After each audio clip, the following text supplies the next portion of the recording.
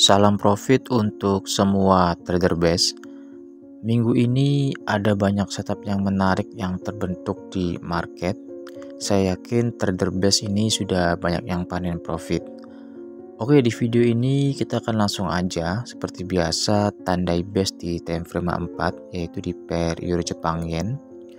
Yang pertama ada base sell, di mana running harga saat ini berada di base sell. Lalu berikutnya ada base buy dan harga pun sudah sentuh base buy tersebut. Di kondisi market seperti ini biasanya kita akan bingung untuk yang awal mempelajari teknik base. Coba untuk menghindari kondisi market seperti ini karena kita tidak tahu di base yang mana market akan merespon. Tapi jika ingin entry di kondisi market seperti ini, teman-teman harus berani close posisi jika terbentuk setup yang berlawanan dari entry atau setup yang sekarang terjadi. Misal jika kita lihat di time frame 1 ini, setup yang baru terbentuk adalah setup sell CB1 break. Ini adalah candle CB1-nya dan ini adalah candle yang breaknya. Sedangkan untuk setup buy, market harus mematikan setup sell CB1 break terlebih dahulu, yaitu jika melihat pola dari candle saat ini, market harus break candle bull yang ini, yang nantinya berlaku sebagai candle CB1. Jika candle bull ini di break, maka kita wajib untuk close posisi walaupun hasilnya minus. Sebagai trader, kita dituntut untuk berpikir logik, yaitu dengan acuan teknik trading setup yang terbentuk di market. Dengan begitu, kita bisa mengambil keputusan dengan tepat. Jika harga bergerak tidak sesuai dengan analisa, maka kita putuskan untuk rugi sedikit dengan close posisi. Oh ya, beberapa ada yang masih menanyakan mengenai konfirmasi time frame entry.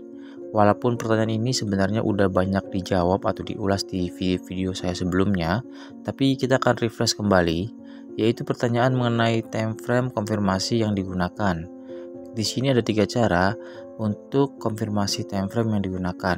Dari ketiganya memiliki kelebihan dan kekurangan masing-masing. Teman-teman bisa pilih salah satunya yang paling nyaman dan yang paling sesuai dengan tipe trading teman-teman.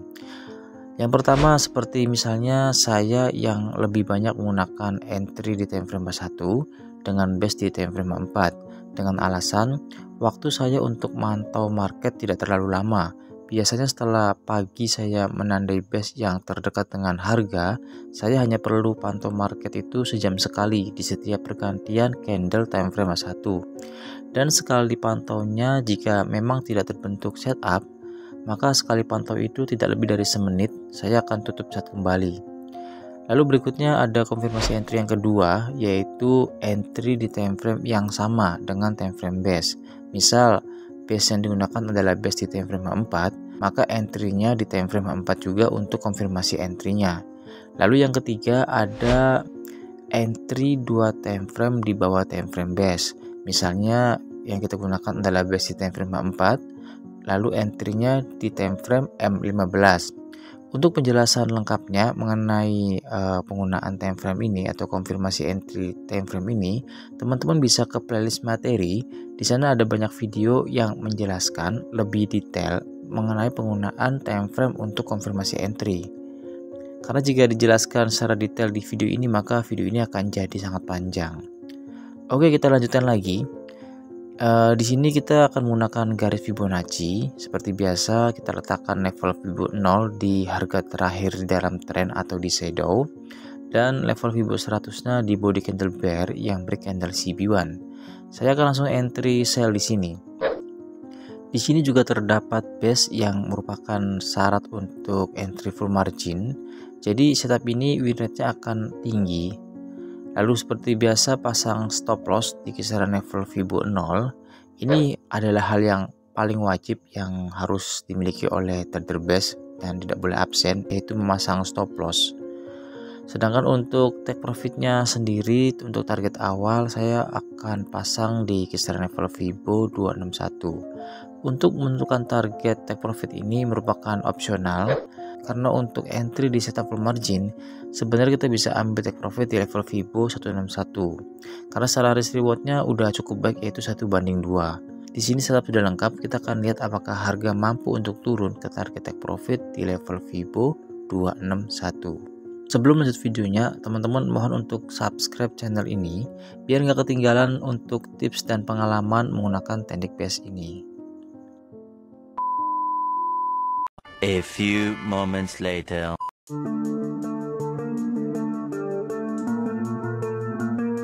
Pergerakan harga berikutnya di sini market turun ke level Fibo 161. Bisa kita lihat di sini base setup full margin yang berlaku juga sebagai CB1 tidak mampu di break oleh harga.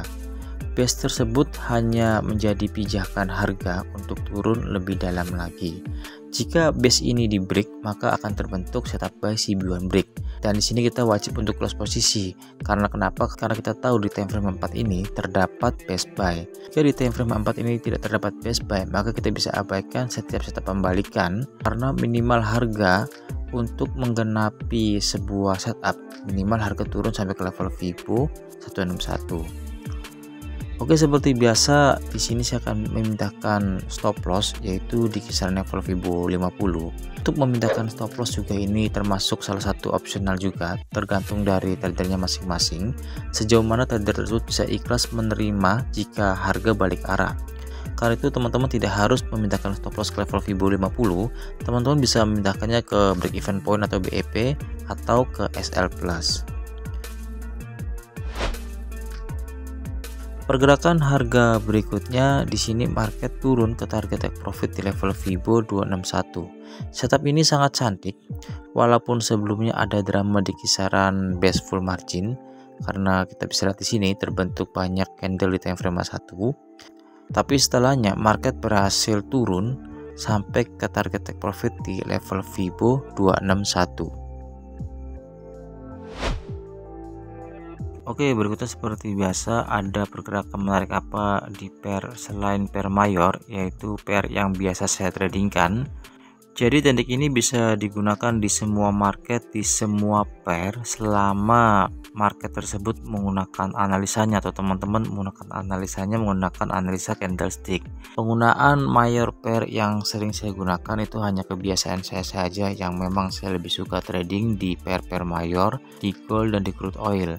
Tapi ini tidak membuat teknik ini lebih baik digunakan di pair mayor saja, karena teknik BS ini merupakan konsep dasar dari teknik supply and demand, maka teknik ini bisa digunakan di semua market. Oke, yang pertama ada pair New Zealand Jepang Yen. Kita bisa lihat di sini di time frame 4 hari kemarin terdapat setup yang cukup cantik, yaitu ada base di sini. Base potensial yang terbentuk di market yang sebelumnya pernah direspon oleh market, dan di time frame satunya di hari kemarin market merespon dengan membuat setup buy CB1 break. Kita akan lihat di sini, ini adalah candle CB1 nya dan ini adalah candle yang breaknya. Jika kita lihat di sini sangat ambigu karena di sini berbentuk doji.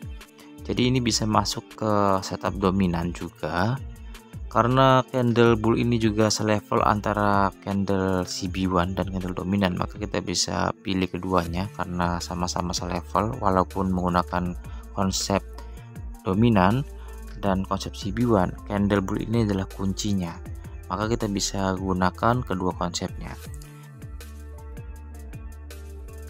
Jika kita gunakan garis Fibonacci, harga naik sampai ke level Fibo 261 dan tepat di level Fibo 261 harga turun kembali.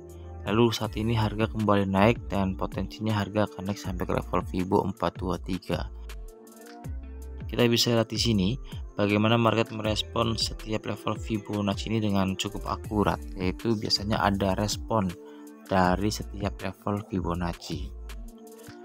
Berikutnya ada pair CHF Jepang Yen. Kita akan lihat di time frame 4. Di sini terdapat base buy potensial juga. Jika teman-teman menemukan base potensial, jangan sampai untuk dilewatkan karena biasanya win rate-nya cukup tinggi. Kita akan tukar ke time frame 1. Jika kita lihat di sini di time frame 1 sebelumnya market membuat setup buy CB1 break. Ini adalah candle CB1 nya dan ini adalah candle yang breaknya. Kita bisa gunakan garis Fibonacci kembali, dan saat ini harga naik untuk sampai ke level Fibo 261. Belum sampai ke level Fibo 261, tapi potensinya akan ke sana selama tidak terbentuk setup pembalikan. Maka potensinya harga akan ke level Fibo 261. Ada setup yang cukup menarik di sini, yaitu setup favorit juga. Di sini terdapat base di dalam setup, artinya ini merupakan setup full margin.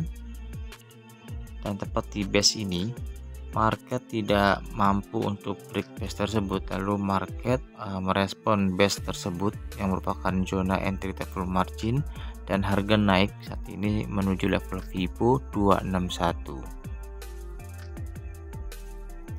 Berikutnya ada pair Audi Jepang Yen. Kita akan lihat di sini time frame 4 untuk pair Audi Jepang Yen. Ada pergerakan yang menarik apa? Di pergerakan hari kemarin ada base yang cukup menarik, yaitu base buy di sini. Karena base buy ini direspon oleh market, kita akan tukar ke time frame 1. Di time frame 1 market membuat setup buy dominan break. Ini adalah candle dominannya dan ini adalah candle yang breaknya. Kita bisa gunakan garis Fibonacci kembali untuk mengukur sejauh mana market sudah bergerak merespon setup buy dominan break ini. Jika kita lihat di sini, harga saat ini naik sampai ke level Fibo 423, setup yang sangat cantik. Jadi setup ini sebenarnya dalam satu minggu ini akan selalu terbentuk jika teman-teman memantau di banyak pair atau di banyak market. Tapi jika teman-teman hanya spesifikasi seperti saya yang hanya memantau di beberapa pair saja, karena saya memang biasa trading di pair mayor, maka untuk setupnya mungkin tidak terbentuk terlalu banyak. Tapi untuk teman-teman yang lebih suka entry di banyak pair, maka akan lebih banyak menemukan setup di setiap minggunya.